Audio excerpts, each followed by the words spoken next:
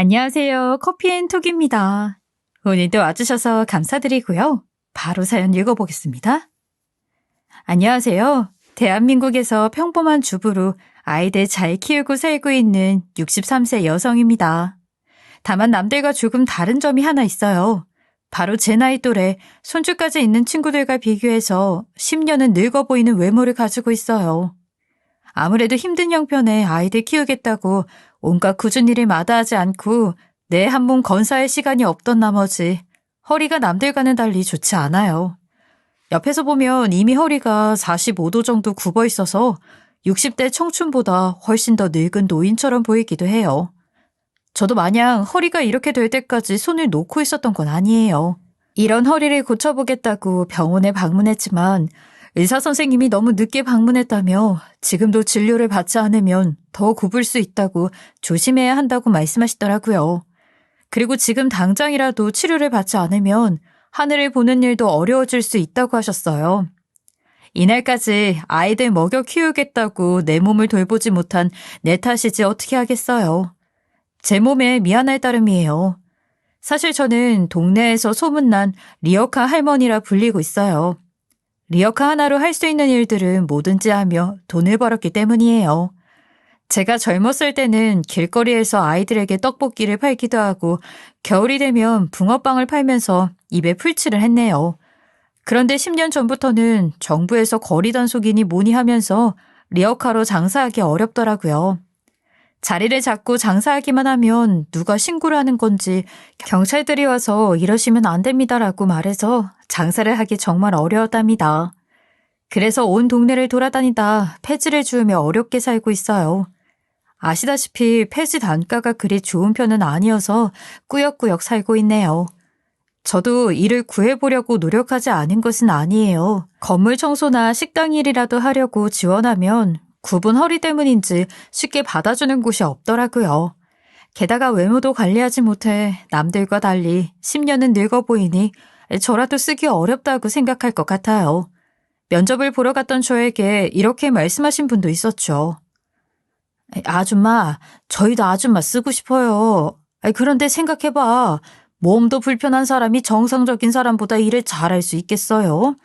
저희도 없는 사정에 사람을 구해서 쓰고 있는 마당인데 제대로 일 잘하는 사람을 뽑고 싶지 않겠어요?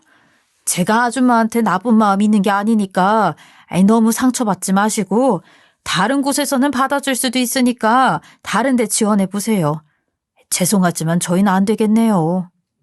이런 거절의 말을 들으니 어딜 지원해서 일을 해보겠다는 마음도 점점 사라지더라고요. 이쯤 되면 제 남편은 뭐하고 있냐고 궁금해하시는 분들도 있을 거예요. 19살 때 임신해서 만난 남편은 집안 살림에 신경 쓰기보다는 항상 밖으로 나돌았답니다. 그래서 제대로 집에 돈을 가져다 준 적이 없어서 생활비와 아이들 육아 비용은 전부 제 책임으로 돌아왔어요. 그런 남편에게 불평불만이 없는 것은 아니지만 어쩌겠어요. 아이들을 위해서라도 제가 참고 사는 거죠. 이렇게 힘들게 아들 둘을 키워냈는데 불행은 갑자기 찾아온다더니 큰아들은 군대에 가서 더 이상 집으로 돌아오지 못했습니다. 정말 억장이 무너지더군요. 지금도 먼저 간 큰아들을 잊을 수가 없어요. 그렇게 큰아들을 보내는 장례식에서 둘째 아들을 보며 이 아이라도 잘 키워내야겠다고 속으로 다짐했어요. 큰아들은 갑작스러운 사고로 떠나보내게 되었지만 둘째 아들은 어떻게든 내 손으로 지켜내고 싶었어요. 둘째 아들과 큰아들은 나이 차이가 많이 나는 편이었어요. 8살이나 차이 났기에 큰아들도 자기 동생을 무척 귀여워했고 저에게도 둘째 아들은 정말 귀엽고 소중한 존재랍니다. 물론 제가 귀하게 여기고 잘 키운다고 했지만 둘째 아들 본인은 늘 부족하게 생각할지도 모르죠. 그래도 둘째 아들이 하고 싶다고 하는 일은 다 시켜주려고 얼마나 노력했는지 몰라요. 제 나름의 최선을 다한 거죠. 둘째 아들은 어렸을 때부터 공부를 정말 잘하는 영특한 아이여서 미래가 기대되는 아이였어요.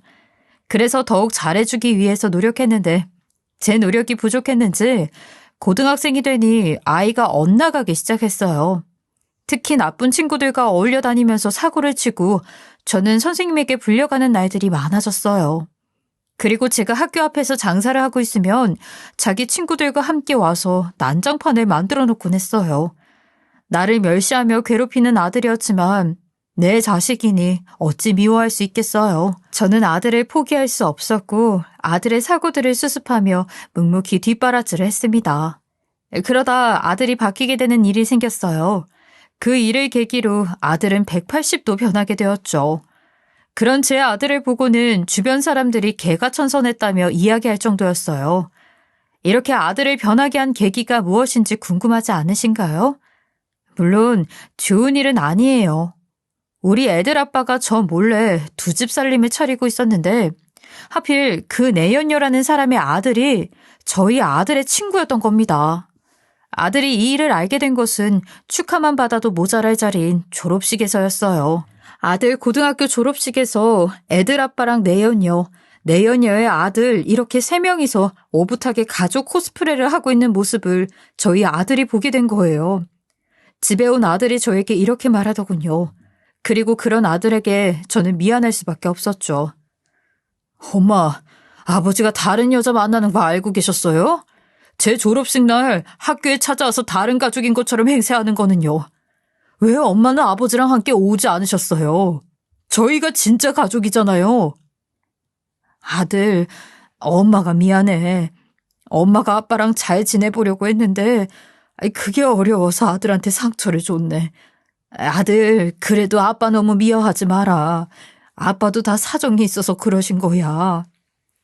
아들의 입에서 나온 남편의 이야기를 들은 제 심정은 무너질 것 같았죠.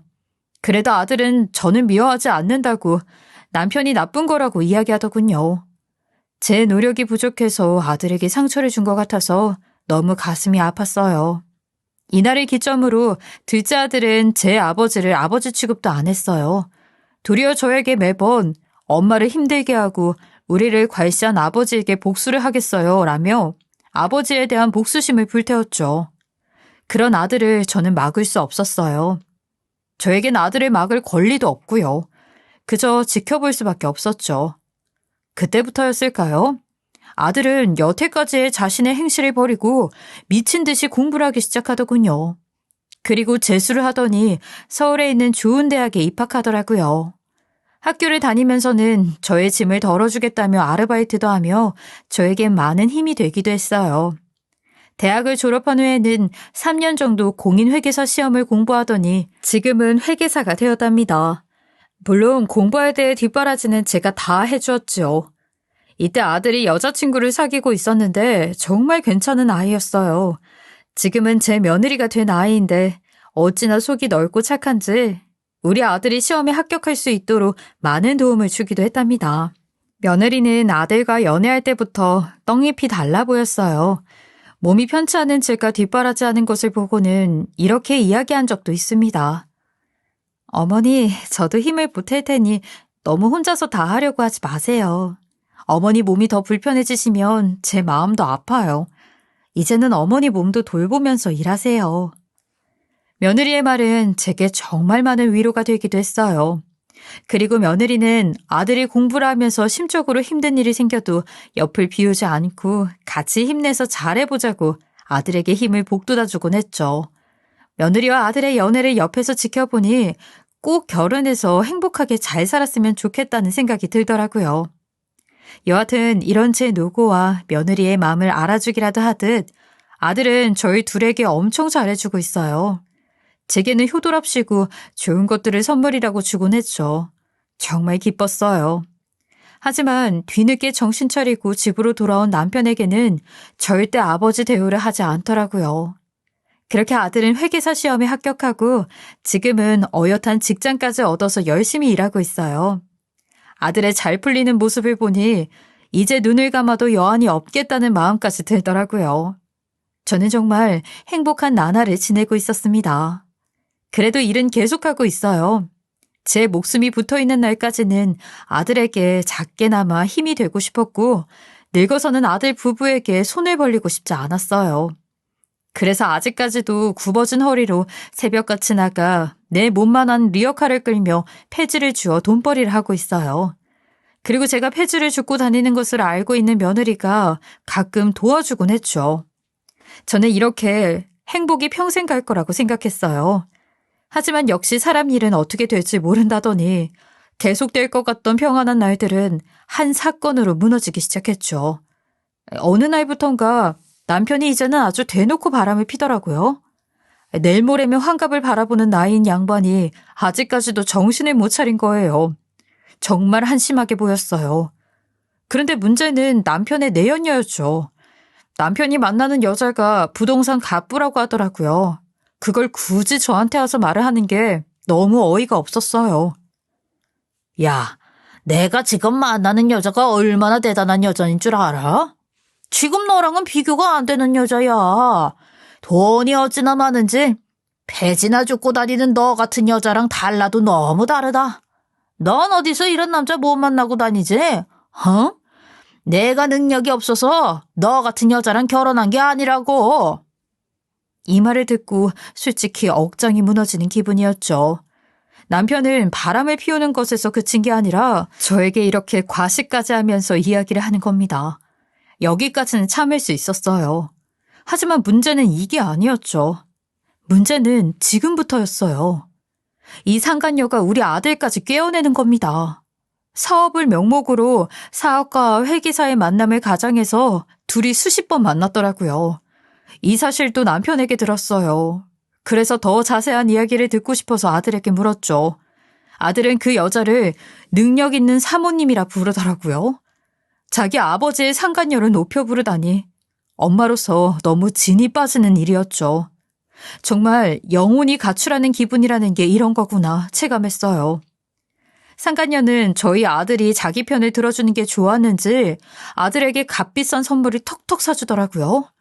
그 선물이 저는 한 번도 가지 못한 명품 브랜드같이 스케일이 어마무시했습니다. 심지어 외제차에 골프 회원권, 현금을 용돈으로 주는 등 정말 돈으로 할 수 있는 일은 다 해주더라고요. 이미 제 아들이 상간녀에겐 친아들이 된 양 아들 하며 지내더라고요. 전 제 눈앞에서 내 아들을 빼앗긴 기분이었습니다. 제 아버지의 불륜으로 인해 아버지를 싫어하고 복수하겠다던 아들은 어디로 갔을까요? 아들은 돈 많고 능력 있는 아버지의 상간녀를 만나더니 이건 복수가 아니라 기회라고 생각하는 것 같았어요. 그래서 전 아들을 탓하기보다는 이 모든 일의 발단인 남편에게 따져 물었죠. 지금 당신이 제정신이에요? 어떻게 사람이 이럴 수가 있어? 당신 지금 나랑 혼인관계야. 당신이랑 나 부부 사이라고. 그런데 어떻게 나를 두고 밖에서 여자를 만나더니 그 여자를 우리 아들에게 소개할 수 있어? 이건 정상적인 사람이 할 수 없는 행동이야. 정신 좀 차려 제발. 남들이 보면 뭐라고 하겠어. 이렇게 남편에게 정상적인 사람이면 할 수 없는 일이라며 따져 물었더니 남편은 제게 손을 올렸습니다. 그리고 경악스러운 진실을 저에게 말하더군요. 이 여편 내가 감히 누구한테 가르치려 들어? 야, 내가 2번은 말하니까 똑똑히 들어. 네가 그렇게 사랑하고 자랑스럽게 여기는 아들이 누구 아들인지 알아? 알면서 그렇게 대드는 거냐고 지금. 네가 사랑하는 아들, 그렇게 죽고 못 베기는 아들. 걔 친엄마가 지금 만나는 여자야. 네가 지금 친엄마랑 아들 사이를 갈라놓고 있는 거라고. 쥐뿔 아는 것도 없으면서 말하고 있어. 이제 들었으면 얌전히 그냥 있어. 내가 다 알아서 할 테니까. 이게 다 무슨 말이냐고요? 사실 36년 동안 제가 그 누구에게도 말하지 않는 비밀이 있었죠. 바로 둘째 아들의 출생에 관한 비밀입니다. 둘째 아들은 4배로 아파서 낳은 아이는 아니에요. 결혼하고 큰아들을 키우고 있는 도중에 남편이 밖에서 데리고 온 애가 바로 둘째 아들이었죠. 처음에는 둘째 아들이 밉기도 했지만 남편의 아이이니 이제 내 아들이다 생각하고 여태껏 키워왔어요. 그런데 충격적이게도 남편이 만나고 있는 상간녀가 아들의 생모라는 겁니다. 이 사실은 저에게도 충격이었는데 아들이 알면 오죽할까요? 그래서 아들은 이 사실을 전혀 모르는 상태예요.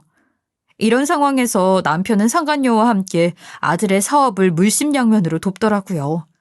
제가 혼자서 아이들을 키울 때는 손도 까딱하지 않던 양반이요. 대한민국에서 돈 많으면 안 되는 일 없다고 했던가요? 아들의 사업은 승승장구하기 시작했죠. 상간녀는 돈도 돈이지만 인맥도 대단하더라고요. 아들의 사업에 필요한 인맥이란 인맥은 전부 모아서 갖다 바치더라고요. 아들의 사업이 실패할 수 없을 정도였죠. 옆에서 지켜보는 저는 아들이 잘 되는 일이다 생각하며 꾹 참고 지냈어요. 아들의 사업이 잘 풀리자 이제는 결혼 준비도 도와주더라고요. 며느리는 여전히 저를 좋아해 주었지만 결혼이라는 것은 현실적으로 돈이 들어가는 일이기에 저는 큰 도움이 될 수 없었죠. 상간녀는 이것 또한 기회라고 생각했는지 아들의 결혼 준비에 앞장서서 도와주었어요. 넘치는 재력으로 뭘 못하겠어요. 아들의 식장 예약은 물론 며느리의 드레스를 봐주는 것도 제가 아닌 상간녀가 함께했어요.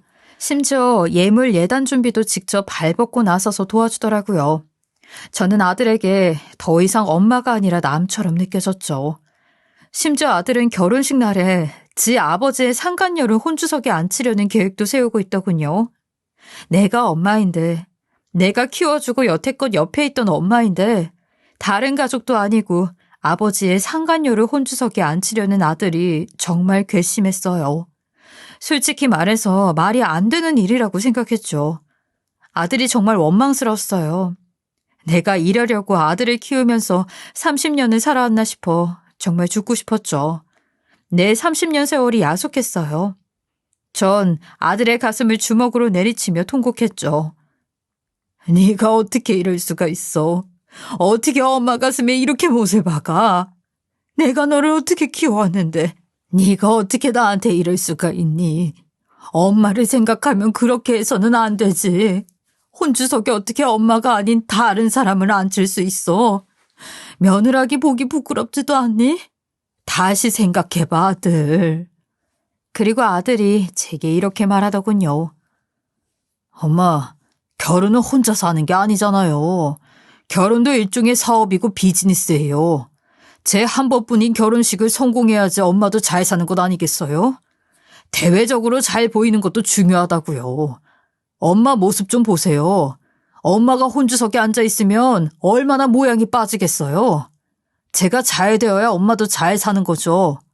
그러니까 이번 한 번만 넘어가 주세요. 대를 위해서 소를 희생하셔야죠. 엄마가 이번만큼은 양보하세요. 아들의 사업이 잘 되는 것을 바라는 마음이 없는 것은 아니죠. 하지만 결혼이 비즈니스라는 말을 아들 입에서 직접 들으니 아들이 처음으로 미워졌어요. 본인이 잘 돼야 제가 잘 산다니 이게 무슨 망발인가요? 왜 제가 혼주석에 앉지 않는 일이 우리 가족이 잘 되는 일인가요? 정말 아들이 괘씸하고 가증스러워 보였어요. 살면서 아들을 보기 싫었던 적은 처음이었어요. 게다가 남편이라는 놈은 나한테 조용히 오더니 말하더군요. 원래 주인이 자기 자리에 앉겠다는데 왜 당신이 오보라 하는 거야? 네 배로 아파서 낳은 아들 아니라고 시위하는 거야 뭐야? 어? 아들이 잘 되는 일에 왜 입을 대 이어 편해가? 넌 그냥 가만히 집구석에 앉아있어. 아들로 맡기는 이 아버지랑 지 친엄마가 다 알아서 닦아놓을 테니까. 저도 가만히 있을 수 없어서 남편에게 말했죠. 우리 아들 호적상으로 내 아들이야.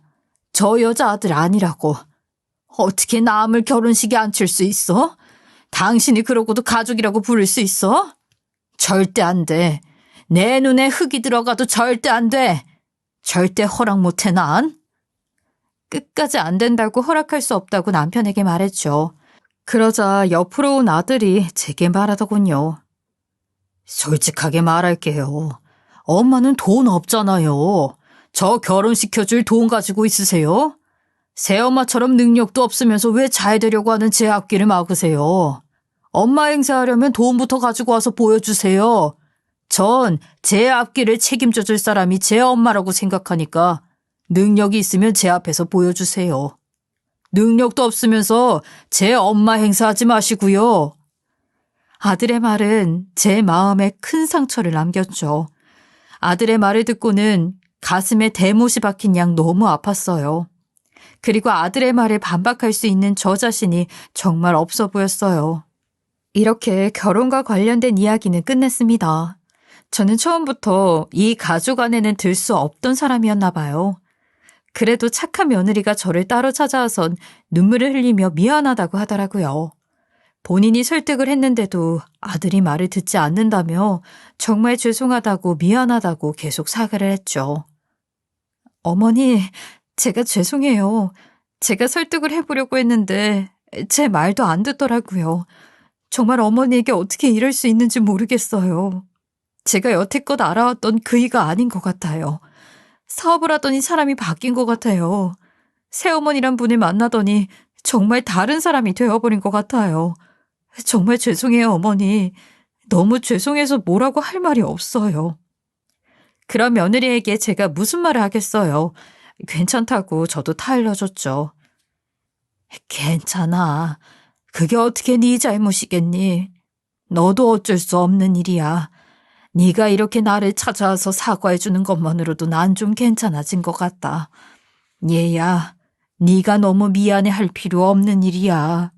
다 내 남편을 단속하지 못한 내 탓이고 아들을 너무 믿었던 내 탓이지. 네가 미안할 게 뭐 있니? 이런 제게 며느리는 청첩장을 주면서 제 손에 꼭 쥐어주고 말하더군요. 어머니, 제가 못나서 이런 것밖에 챙겨드리지 못해 죄송해요. 혼주석에는 제가 앉혀드릴 수 없었지만 오셔서 맛있는 밥이라도 꼭 챙겨 드시고 가세요. 어머니가 참석하지 않은 결혼식은 제게도 행복하지 않는 결혼식으로 남을 것 같아요. 어머님 꼭 저도 보러 오시고 저희 잘 살아갈 수 있는 첫 발걸음도 함께 해주세요. 꼭 오셔야 해요, 어머니. 며느리가 쥐어준 청첩장을 보니 오만 생각이 다 들더라고요. 내가 여태껏 살아온 인생과 가족을 위해서 희생했던 일들, 왜 나는 내 몸을 돌보지 않아서 일이 이렇게 되었을까 하는 생각. 이렇게 열심히 살아오고 가족을 위해서 희생했는데 왜 아들은 나를 배신하였을까 하는 생각. 지금의 남편과 너무 쉽게 결혼하지 않았는가 하는 후회 등 많은 것들이 떠올랐죠. 이런 생각에 눈물이 멈추지 않았습니다. 고맙다. 너같이 좋은 아이가 우리 아들 며느리라 정말 다행이구나. 너라도 이렇게 나를 생각해주니 그래도 내가 잘못 살지는 않았나 보다. 내가 제일 앞에서 축하는 못해주더라도 참석해서 너희 첫걸음 잘 지켜보고 있을게. 정말 챙겨줘서 고맙구나. 청첩장을 손에 쥐고 눈물이 멈추지 않았어요. 며느리도 저를 달래기 위해서 무척이나 노력했지만 시작한 눈물은 그칠 줄 몰랐죠. 눈물에 제 평생의 삶이 함께 흘러내리는 것 같았어요. 쏟아지는 눈물과 제 흐느낌을 듣던 며느리도 눈물을 보였어요. 둘이서 얼마나 오랫동안 울었는지 모릅니다. 제 평생의 눈물을 다 흘린 기분이었죠. 저는 하는 수 없이 혼주석에 앉는 것을 포기하기로 결정했어요. 어느 순간부터는 체념을 했던 기분이네요. 그리고 애들에게 말하지 않고 몰래 결혼식장에 가기로 마음을 먹었죠. 몰래 간 결혼식장은 사람들로 붐비고 있더군요. 그래도 사람이 많아서 다행이네 라는 생각과 함께 신부 대기실에 있는 며느리를 보러 갔어요. 꼭 자신들의 결혼식을 보러 와달라는 며느리를 무시하고 결혼식장에 들어갈 순 없었어요. 신부 대기실에 들어가니 며느리가 저를 보자마자 오열하더군요. 그리고는 와주셔서 너무 감사하다고 정말 죄송하다며 계속 사과와 감사의 말을 전하더군요. 그래서 저는 며느리를 달래주었습니다. 어머니, 그래도 찾아와 주셔서 너무 감사해요. 저희가 정말 잘해드리지 못해서 너무 죄송해요. 꼭 끝까지 보고 가주셔야 해요. 저 어머니 어디 있는지 꼭 찾아볼 거예요. 야가, 울지 마라. 네가 울면 내가 괜히 온 것 같잖아. 그리고 네가 뭐가 죄송해. 울면 화장 지워져. 이렇게 예쁘게 입고서 행복한 날이 되어야지 왜 울어. 울음 뚝 그치고 내가 어디선가 지켜보고 있을 테니까 너무 걱정하지 말아라. 결혼 축하한다, 아가. 앞으로도 행복한 날만 계속되기를 바란다. 난 진심으로 너희 결혼 축하해. 며느리를 달래주고 밖으로 나오니 남편 쪽 시댁 식구들이 보이더라고요. 그런 저를 발견했는지 시댁 식구들은 저를 보자 이게 어떻게 된 일이냐며 혼주 이름에 왜 네 이름이 없냐 물어보는 거예요. 남편은 가족을 신경 쓰지 않았지만 시댁 식구들은 저를 잘 챙겨주셨던 분들이 많아 분통을 터뜨리는 분들도 있었죠. 워낙 남편이 시댁 친인척들 사이에서도 아나무인 사고뭉치로 통했던 사람인지라 다들 저를 불쌍하게 여기더군요. 아, 예. 네 남편 도대체 무슨 생각이라니. 널 두고 어떻게 다른 여자를 혼주석에 앉혀? 가정을 위해서 자기가 한 일은 아무것도 없으면서 결혼식 날까지 너를 무시해? 도대체 생각이 있는 애니 없는 애니. 아무리 내 동생이라지만 네 남편은 아주 인간이 아니다. 네 남편이랑 이야기해봤는데 말도 안 통하더라. 아주 저 여자한테 넋이 나갔던데. 넌 뭐하고 있었어. 네 남편이랑 다른 여자랑 바람나서 애들 결혼식까지 안 쳤는데 네 남편이랑 이야기는 해본 거니? 내가 네 탓을 하는 게 아니라 너무 답답해서 그런다. 네 남편은 어떻게 이런 경삿날에도 사고를 치니? 저는 다른 사람들 눈이 걱정되어 그런 그들을 말렸지만 남편의 사촌 신우가 나를 보자 대성통곡을 해서 아들과 남편도 제가 온 사실을 알게 되었죠. 아니 언니 어떻게 이럴 수가 있어요? 진짜 너무 답답해서. 언니도 그냥 그러고 있는 거 아니야. 남편이 집안 살림에 관심이 없다고 해서 가만히 있는 거 아니라고요. 어떻게 맨날 사람이 당하고만 있어. 이건 말도 안 되는 일이 눈앞에서 벌어지고 있는데 왜 보고만 있는 거예요. 이렇게 착해서 어떻게 이 세상을 살아가요 언니. 지금이라도 당장 오빠한테 가서 이야기합시다. 나도 너무 답답해서 그래. 남편은 시댁 식구들에게 이야기를 듣고 있던 저의 손을 잡고 밖으로 질질 끌고 나가더니 쫓아내더라고요. 그러면서 큰 소리를 내더군요. 이것이 여기가 어디라고 와? 지금 정신이 있는 거야 없는 거야? 편내가 지금 잘난 남의 자식 앞길 막을 일 있어? 너같이 다 늙은 노인네 같은 것이 오면 결혼식 격이 떨어진다고. 등은 꼽추같이 굽은 것이 옷도 딱 지 생긴 것처럼 입고 와서는 지금 어딜 끼어들어와서? 어휴, 야 이 여편네야 정신 좀 차려. 네가 그리 사랑하는 아들 결혼식에서 없는 행사하고 싶어 지금? 네 잘난 아들이 불행해지는 꼴 보고 싶어? 결혼식장에는 얼씬도 하지 마. 꼬부랑 할미 같은 것이 여기가 어디라고 와? 어디라고 능력도 없는 것. 집에 가서 얌전히 처박혀 있어 그냥. 남편의 말을 들은 저는 정말 마음이 무너지는 듯 했죠. 제가 등이 굽고 싶어서 굽었을까요? 남편이 책임지지 않는 가정을 돌보기 위해서 열심히 일하다 보니 굽은 것인데 자신들을 위해서 희생한 저의 인생을 무참히 짓밟는 말을 면전에서 들으니 눈물이 뚝뚝 떨어졌어요. 전 그대로 발길을 돌려 집으로 돌아갈 수밖에 없었죠. 처참한 기분이었어요. 그렇게 아들의 결혼식이 끝나고 며칠 뒤 놀라운 일이 생겼어요. 남편과 상간녀가 경찰에게 붙잡혀갔다는 거예요. 처음에는 어리둥절했죠. 왜 그들이 경찰에 잡혀갔는지도 몰랐어요. 그런데 알고 보니 우리 아들이 남편과 상간녀를 고소했더라고요. 저는 아들에게 찾아가서 이게 어떻게 된 일이냐 설명해보라며 다그쳤어요. 그러니 아들이 사실을 말해주더군요. 어머니, 사실 저 다 알고 있었어요. 어머니가 저 낳아주시지 않으신 것, 그 사모라는 분이 제 생모라는 것도요. 아버지, 이제는 아버지라고 부르기도 싫은 그 사람이 제 고등학교 졸업식에 왔던 그때부터 어머니가 저를 낳아주신 분이 아니라는 것 다 알고 있었어요. 결혼식 전부터 제가 모진 소리 했던 것 전부 죄송해요. 결코 어머니를 힘들게 하려고 했던 제 본심은 아니에요. 세상에, 아들은 제가 생모가 아니라는 사실을 오래전부터 알고 있던 거죠. 전 너무 놀랐어요.